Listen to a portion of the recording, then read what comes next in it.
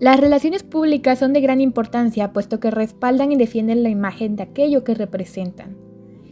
En 1970, históricamente, Europa asistió a la creación y rápida extinción de una escuela de pensamiento, la Escuela de París, quien desarrolló lo que hoy se conoce en círculos muy específicos como la doctrina europea de las relaciones públicas.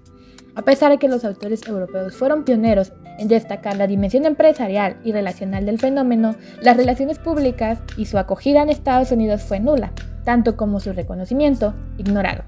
No fue hasta 1900 que The Publicity Bureau fue fundada en Boston y fue la primera agencia de relaciones públicas del mundo. Entre sus fundadores se encontraba el periodista Abe Lee, considerado para muchos como el padre de las relaciones públicas, junto con Edward Bernays. Por tanto, Edward Bernays fue una persona importante en las relaciones públicas, quien pensaba que la propaganda era el mecanismo por el cual diseminaba las ideas a gran escala, en el sentido amplio de un proyecto organizado para entender una creencia o doctrina en particular. Fue él quien realizó diversas campañas de sumo interés, desde impulsar a las mujeres a fumar y dar difusión al típico desayuno americano. ¿Nunca se han preguntado cómo es que antes se vendían los productos o se comercializaban algunos servicios? ¿Cómo eran las relaciones públicas en los años 90, 80 o antes de que existiera tanta tecnología como ahora?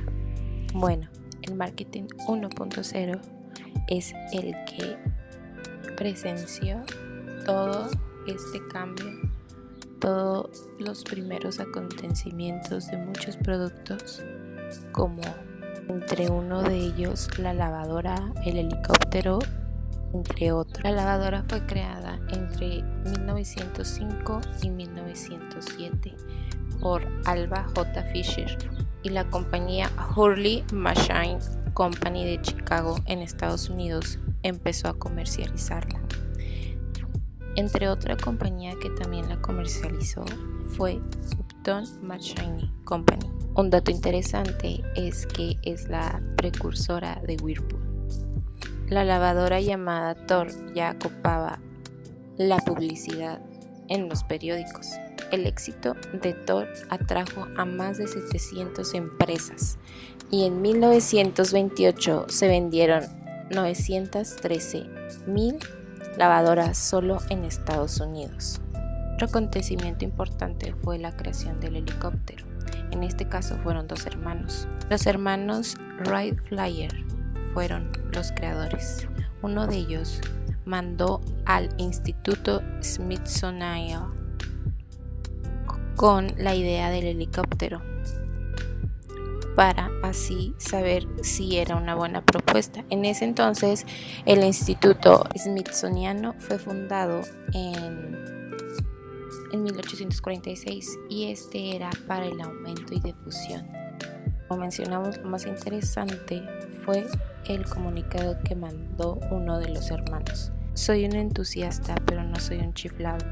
Quiero aprovechar todo lo que ya se sabe y luego, si es posible, poner mi grano de arena para lograr el éxito final. En el continente europeo, por los años de 1911, George Lloyd, luego de visitar tierras alemanas, quiso imitarlos al proveer una ley para que protegiera a los asalariados contra enfermedades y desempleo. Se realizó una campaña, pero aunque en un principio habían aceptado la propuesta, la mayoría de los conservadores votaron en contra. Varios años más tarde, y cambiando al continente americano, Ivy Lee se encontraba ayudando a Rockefeller a calmar las aguas con los trabajadores de este último, ya que hubo discrepancias en cuanto al salario. Su estrategia fue la transparencia de la empresa, que daba a los trabajadores un mayor conocimiento de sus finanzas. De ahí nos pasamos al país mexicano, en donde Federico Sánchez Fogart ayudó al crecimiento de una marca de cementos con la ayuda de buenas estrategias y un eslogan memorable, quien aumentó sus ventas considerablemente además de su reconocimiento en el país. Un año más tarde surge el modelo asimétrico bidireccional luego de la Segunda Guerra Mundial, en donde con la ayuda del diálogo se buscaba una mayor conexión con el pueblo, con la finalidad de persuadir su percepción en cuanto a consumo. Adolf Hitler nació en Braunau am Inn. el 20 de abril de 1889 y falleció en Berlín el 30 de abril de 1945. Mi padre era un leal y honrado funcionario. Con estas palabras comenzó a describir Adolf Hitler a su progenitor Alois, un hombre al que respetaba pero que no parecía querer e idolatrar como a su madre.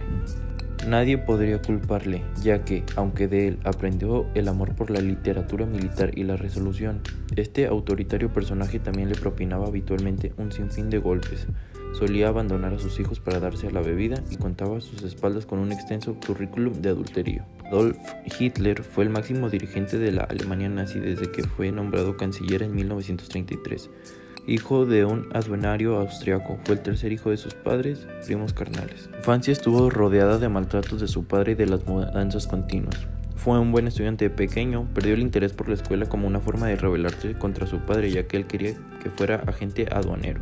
Hitler siempre dijo que fue un pintor frustrado, por ello pintó todo lo que pudo durante su vida e incluso fingió una enfermedad para poder salir de la escuela a los 16 años. Hitler ingresó en un partido ultraderechista en el que fue ascendido hasta ser el máximo dirigente. Este partido, el Partido Nacionalista de los Trabajadores Alemanes, se declaraba antisemita, nacionalista, antiliberal, anticomunista y antipacifista. Una vez que este subió al poder, creó un ministerio de ilustración pública y propaganda para darle forma a la opinión y a la conducta del público alemán. La meta de este ministerio era asegurar que el mensaje nazi se comunicara con éxito por medio del arte, la música, el teatro, la cinematografía, los libros, la radio, los materiales educativos y la prensa. Coca-Cola, a lo largo de su historia, siempre se ha caracterizado por ser un gigante en la mercadotecnia y sus relaciones públicas, y no es la excepción hablando del marketing 1.0. En 1931, al darse cuenta de que sus ventas se reducían en el invierno, presentaron oficialmente a Santa Claus como embajador de marca, manteniendo sus ventas durante todo el año. Al inicio de la Segunda Guerra Mundial, esta empresa se acercó al gobierno norteamericano para decirles la importancia de mantener hidratados a sus soldados, en donde al menos cada soldado llevaba una Coca-Cola al campo de batalla. Continuando con la Segunda Guerra Mundial, esta dio un gran impulso a la función de las relaciones públicas dentro de las Fuerzas Armadas, desarrollando campañas masivas de reclutamiento, manteniendo la motivación del mismo y apoyando a los ciudadanos. Dado todo esto, el marketing también se aprovecha de las nuevas tecnologías, especialmente el surgimiento de medios de comunicación masiva. La radio fue usada como herramienta publicitaria por primera vez en 1922, mientras que el primer anuncio televisivo llegó en 1941 con un alcance de 4.000 dispositivos por parte de la marca Boluva. En 1946 aparecen nuevas formas de comunicarse, de comprar, de relacionarse, con la penetración de la telefonía en los hogares, ya que ésta supera el 50% del alcance esperado en ese entonces. El desarrollo de las nuevas funciones de las relaciones públicas, como lo es la interacción, la investigación, emergen en 1950 con la llegada de las revistas como medio de comunicación. El marketing empezaba a desarrollar un camino distinto, con el aprovechamiento de la comunicación de masas. La publicidad empezaba a formar parte del negocio de la información, y ya que en 1954 los ingresos de la publicidad televisiva superaban por primera vez los anuncios de radio y de revistas. La creatividad florecía con el paso del tiempo. El marketing debía absorber todos los posibles formatos para llegar a más público, y esta evolución la hacía de la mano con la publicidad, su gran herramienta. La historia del marketing no acaba aquí. Aún queda una herramienta que no solo revolucionó este formato, sino que nuestras vidas acabarían siendo parte de este nuevo descubrimiento, el Internet. Con la llegada de la red del mundo entero, dio un giro de 180 grados. Las empresas entran en un contexto innovador que llama la atención del usuario y que en los retos para llegar al consumidor son mucho mayores debido a la inmediatez que ésta supone. Coronan a Isabel II en 1953 en la abadía de Westminster. Gran Bretaña aún sufría las secuelas de la Segunda Guerra Mundial. Su prestigio como una de las potencias mundiales estaba bajo amenaza y el imperio se desvanecía. pero la década de los 50 marcó el inicio de la recuperación de esa época de austeridad posterior a la guerra. La coronación de una nueva reina, joven y bella, parecía anunciar un mejor futuro. El día de la coronación hubo alrededor de 3 millones de personas para aclamar a la nueva reina. La coronación se convirtió en un evento importante en la historia de la televisión. Menos de un tercio de la población británica tenía televisor en 1952, pero la demanda para ver la coronación era enorme, por lo que se incrementaron las ventas de televisores en gran medida. El día del evento se reunieron multitudes en salas de estar, cines y teatros para ver las 11 horas de cobertura en vivo. Se calculó que el público televisivo en el Reino Unido alcanzó los 20 millones, o sea, el 40% de la población. En ese momento, la televisión se convirtió en el medio de entretenimiento predominante en el Reino Unido. Al mismo tiempo, publicaron la primera revista Playboy, una de las marcas icónicas del mundo. A Playboy se le acredita un rol importante en la revolución sexual que recién comenzaba.